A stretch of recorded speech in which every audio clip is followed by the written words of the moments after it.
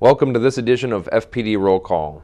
I'm Officer Craig Dehart, the Community and Media Relations Officer with the Florissant Police Department.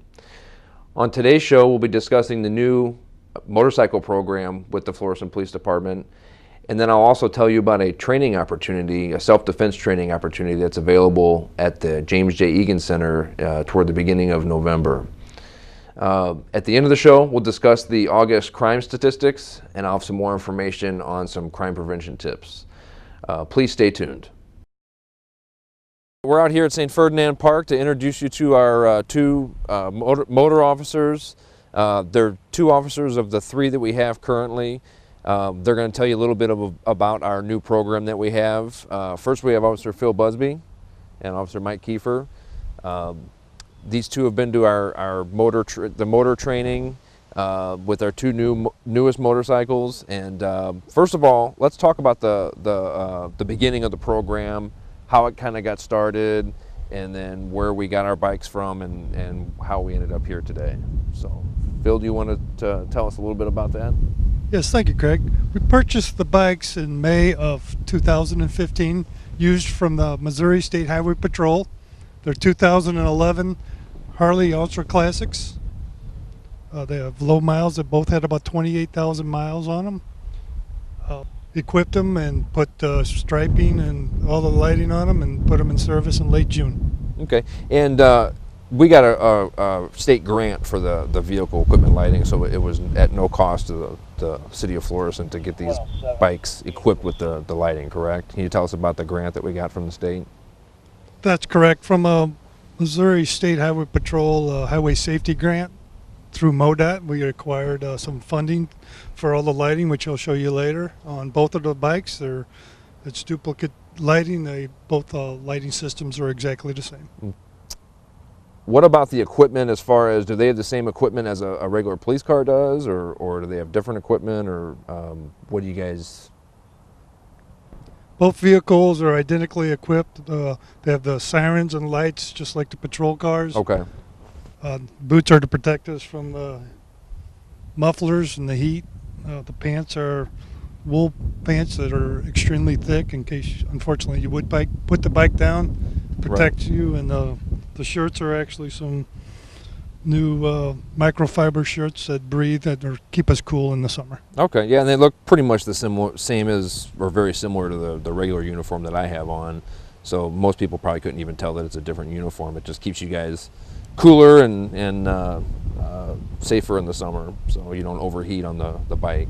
So now these also have computers that you guys, and ticket printers and things like that. And you guys use them for, I know one of them is traffic enforcement. So other than, well, explain how we use them for traffic enforcement and things like that, and then the other duties that you guys have as well with those. Okay, since we bought the motorcycles, our current policy is not to use them for our everyday general patrol. However, being in the traffic unit, we do utilize them a lot for detailed enforcement. We do a lot of, whenever a citizen calls with complaints about speeding or any kind of traffic violation, we do utilize these quite often in those situations due to the fact they're easy to hide. Unfortunately for the drivers on the roadway, they can't see us as well as they can a police car, and we can get some places that you can't get in a car. But as far as the computers go, yeah, these are equipped the same as the police cars. They have the full computer system, the printers attached to the computer. We can print out the mobile ticketing just like we could in the cars. So really, these are like the vehicles that the patrolmen use on a daily basis. They're just in motorcycle form. Gotcha. And then you've also, you were talking about the equipment, the radios and things. Now your helmet actually has a specific unit in it for the radio, and it connects to the bike. Can you kind of explain a little bit about that? Yeah, we chose this system. Other motor officers in the area, some have mounted radios on the bike itself. We chose a system that uses our portable radio that we carry on our hip. So what happens is that the portable radio with the microphone that we use, it Bluetooth connects with the helmet, which has no wires attached. It's all completely wireless. And then the helmet Bluetooth connects to the motorcycle itself. So again, we don't have to plug in anywhere. We can get off the bike in a hurry if we have to. We're not tethered to the motorcycle itself. So it's pretty safe to say that our 2 motorcycles are state of the art. Yeah, we like to think we got the latest and greatest as Okay. far as what's available for motors, that's out there. Very good. And so I mentioned earlier about you guys have just gotten back from training. Can you just give us a little bit of an idea of what that training entails and what it's all about, where you went for the training, things like that? Yeah, sure. Training for motor officers it's 2 weeks long. There are multiple trainings depending on who you go through. Some are a week. We chose a program that's 2 weeks long. I myself have ridden motorcycles since I was a kid. I've been on the street since I was 18 years old. Thought I rode a motorcycle pretty well, and then I showed up to training, and I realized quickly that I knew nothing. The training is very stressful. It's very difficult. It's not a whole lot of on-the-road training. Driving on the street is something you kind of learn over time. But with what we do in law enforcement, we do a lot of slow-speed stuff, especially with the motorcycles, the parades, the funeral details, things like that. And it's also, if we had to get through traffic and, weave in and out of cars and that type of thing. So it's a lot of slow speed training. They set up a ton of cones. You have to do the whole obstacle course 4 times. You cannot fail one obstacle more than once, otherwise you do not pass. And they also incorporate some high speed training as well to help practice high-speed braking and maneuvering and avoiding vehicles that may pull out in front of you on the roadway and stuff like that. Nice. So it's pretty safe to say that it's if you see one of the officers on the streets, that they're highly trained and very capable of using these motorcycles to do police work in. So anything else you guys want to add before we get on the bikes and you guys can kind of show us some of the things you learned in the class? No, just we're out there. When you see us, tell us hi. Come take a look at the bike if you'd like. Also, for other communities, we are part of the St. Louis Motor Club, which is all of the surrounding departments that have motorcycles at their department. And what we do for each other is whenever there's an event, a detail, anything like that, we send out an email to everybody that's in the motor units, and we participate in other jurisdictions' parades, funeral details. We do a lot of military funeral stuff like that. So, we're out there. So. Gotcha. And I guess we participate in other people's events, and then if we need some sort of an assistance with, say, the Valley of Flowers parade or any type of other parades or funeral details that we have, we can call on that organization as well to assist us. Yeah, we trade off. We do things for them. They'll do things for us. We did a Marine funeral in town where we had about 12 to 14 motor officers come into town and do a funeral out of Hutchins Funeral Home. To assist a World War II vet. We've gone out and done funerals out in St. Charles County and different jurisdictions. Okay. And we'll be sending out the request for Valley of Flowers and the other details that we have. So hopefully we'll have a good presence of police motorcycles, and we'll get out there and do some things and let the kids see them and sit on them and stuff like that. So it should be a good time. And on a quick ending note, you have any safety tips, just generalized safety tips for people to keep an eye out for motorcycles? I know you've been riding for a long time. You've seen it all. The only safety tip for motorcycles on the roadway is just before you pull out, look, make sure. We're a lot smaller than a car. Sometimes we hide behind other approaching vehicles. So if you can just take that extra half second just to really make sure there's not a motorcycle approaching, it does us. Yeah, it makes a huge difference. And coming from someone that's slid down the pavement twice, I can assure you it does not feel good, and I hope I never have to do it again. So Right. yeah, if everybody will start watching out for motorcycles, it would do us a big favor. On behalf of the traffic unit, myself, Officer Busby, and Officer Coomer, who's not here today, we'd like to thank the mayor, the city council, and the chief of police for giving us the opportunity to get the motor unit started again. It's something that's been talked about for a long time, and it's something that Florissant used to have. We haven't had since, I believe, in the 70s, but they They saw the need for motorcycles. They saw the benefit that they'd have for the department and the city of Florissant. So we'd like to thank all of them for giving us the opportunity to get this program started, and hopefully continuing throughout the years. Thank you. I will now review the August 2015 crime statistics for the city of Florissant. In the month of August, there was 1 homicide, and it was reported in the 1900 block of Washington Street. There were 5 robberies in the month of August, reported at the following locations. On August 3rd, in the 1400 block of South Waterford. On August 4th, at number 1 Flower Valley. Also on August 4th, in the 2500 block of North Highway 67. On August 8th, in the 3500 block of Patterson Road. And on August 24th, in the 2800 block of North Highway 67. There were 17 burglaries in the month of August. They were reported as follows. On August 1st, in the 1st block of Marianne Court. On August 3rd, in the 1700 block of Mark Twain. On August 6th, in the 2800 block of Sorrel. On August 6th, in the 1000 block of Kinderling. On August 9th, in the 600 block of Floorland. On August 14th, in the 1000 block of Robinwood. On August 16th, in the 2300 block of Montezuma. On August 20th, in the 1st block of Dubourg. On August 21st, in the 1400 block of South Waterford. Also on August 21st, in the 1400 block of Stoneberry Court. On August 22nd, in the 300 block of Jana. On August 24th, in the 2000 block of Thrush. On August 26th, in the 1300 block of Dunn Road.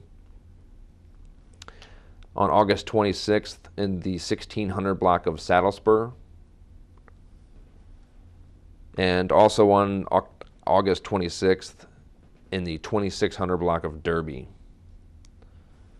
On August 27th, in the 1800 block of Gardenia. And finally on August 29th, in the 100 block of North St. Jacques. There were 8 motor vehicle thefts in the month of August, reported as follows. On August 2nd, in the 1600 block of Flamingo. On August 3rd, in the 1400 block of Carla. On August 12th, in the 1400 block of Tahoe. Also on August 12th, in the 500 block of Rancho. On August 14th, in the 3100 block of Parker. On August 18th, in the 3000 block of Country Lane. On August 24th, in the 800 block of St. Edith. And on August 26th, in the 13,000 block of Dunn Road. There were 91 stealings in the month of August, and there were 14 property damages in the month of August. Joining me now is Tom Jost. He is the managing partner of the St. Michael Group, and the reason why Tom is with us today is the Florissant Police Department has teamed up with the St. Michael Group to offer the residents of Florissant a free self-defense training course being held at the James J. Egan Center on November 13th. It's being held from 6:30 to 9:30 in the evening. Tom, welcome to the show. Thanks, Greg. Tom is actually a former Florissant police officer. I retired quite a while ago. I spent 20 years here. Yes, so. yes. So he was here when I started. When you retired? 2002, actually. 2002. I okay. did. Yep. So he has since gone on and yeah. After I retired, I did a couple of things, but I started the St. Michael Group quite a while ago. So most of what I do is law enforcement, military, some corporate training, that kind of thing. I approached Chief Lowry a little while ago about this escape and evasion program that we've been doing pretty successfully around the country. And you know, we kind of talked a little bit about how I've lived here in Florissant my entire life, and spent 20 years on the police department, and Florissant's always been one of the safest cities. It still continues to be a safe city and a great place to work and live. And I think part of that is because of the attention that's paid by the department and the city on preparing citizens and educating them a little bit. Right. And so in keeping with that, that's kind of what we wanted to do, was bring a program to them that has some flavor of a self-defense course, but is a little more in depth than that, truthfully. It's the kind of thing where the participants, both male and female, this is a course that really works best for adults, but it also has merit for younger adults, so teenagers. I would say maybe 14 and up, something like that. Not really set or focused on the kid population. So there's some concepts that are a little more difficult to understand. Sure. But what we want to talk about is ways to avoid becoming a victim. I don't have to tell you that our society continues to change and evolve, and everyone, I think, these days is a little more attuned to the fact that there's a propensity for violence to occur. And so doing some things to prepare yourself and to be a little more aware about your surroundings and that kind of thing, I think are valuable. And so that's what we hope to bring. Okay. Now, like you said, there is a physical aspect to the training. If you wish, you're not required to do the physical stuff. That's right. We always tell people that this is the kind of course where you can certainly come and sit and watch and listen. Right. But it is a physical course. We will be getting up and doing some things, some physical escape, and when I say evasion, how to not get yourself in that spot in the first place. But if you are, what happens if it goes bad and becomes a violent encounter? How do I get away? How do I escape? So I kind of refer to this as a bump and run course, but that's exactly what it is. No follow-up control, no anything. How do I get somebody off of me right now and get away? And get away, right. And the difficult thing is, there are a lot of self-defense courses out there, but this focuses on the science of what are people capable of doing under stress. Because when you're attacked, if you're assaulted, it is a very stressful thing. And as you know from working on the job, things change. You can do a lot of things in practice, but when somebody is really coming at you hard, it's a scary thing. And so we want to do simple things, very, very simple things that will allow folks to get away and be more safe. Very good, very good. And Tom's trained me before. He used to be our trainer at the police department, so I can tell you, he's very professional at what he does, and he's going to give you the very best training that he can offer. So that training is available again November 13th. It's a Friday from 6:30 to 9:30 at the James J. Egan Center. It's in the Arts and Crafts room. What you have to do to reserve your spot, we're limiting it to 50 participants just so we can get the one-on-one participation. Yeah, my partner is coming in for this, but 50 people is, when you pair them up, that's quite a few for us to keep eyes on. So I suggest wearing something comfortable. Don't be formal. Sweatpants or whatever you like to wear, something you can move around in if you like. But again, be comfortable. We'll spend 2 or 3 hours and see kind of how it goes. And very good. And I think it'll be an enjoyable time, and maybe somebody will learn something. I hope so. And we're hoping to continue this program either through your group or through training one of our officers to, Absolutely. to be so an instructor. We're going to get one of the guys here up to speed on the department that's already one of your defensive tactics instructors. And so in the future we can offer this program again. Very good.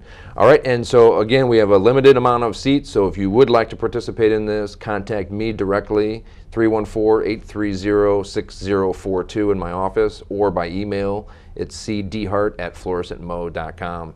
Tom, thank you for coming out. Craig, and we'll see you on Friday the 13th. Okay, I look forward to it. Thanks. Bye. Okay. I'd like to take this opportunity to encourage our business owners and our residents to invest in video surveillance systems. Chief Lowry has recently encouraged especially our business owners to invest in these video surveillance systems to help deter crime. Older systems were hard to set up, and business owners really had to rely on professional companies to install these systems. The newer systems now are a lot cheaper with the better technology, and a lot of these systems can be installed by the business owner themselves for less than $500. If you want to rely on a professional to install these systems for you, just be sure that you check out the North County Chamber of Commerce, the Better Business Bureau, and get multiple bids on these systems before you actually start to have one installed in your house or business. If we can get most of our businesses, and especially our businesses, but a lot of residential surveillance systems, we can advertise that and try and curb crime and be a deterrent for criminals to come into the city, knowing that a lot of our businesses and residents have surveillance systems that would catch any criminal activity on tape. So if you have any questions on video surveillance systems, you can contact me at 314-830-6042 or my email address cdhart@florissantmo.com. Another thing I'd like to mention is the wintertime's coming, and we've already started having issues with residents warming cars up in the morning time. These vehicles are being stolen. They're left unattended with the keys in them running. So please be aware that if you leave your vehicles unattended running, that they could possibly be taken. So we want to try and prevent that from happening this winter. Please keep an eye on your vehicle if you are going to warm it up in the morning time, or please refrain from leaving it unlocked and unattended so the vehicle theft does not occur. The last thing I'd like to mention is we're always trying to expand our Neighborhood Watch program.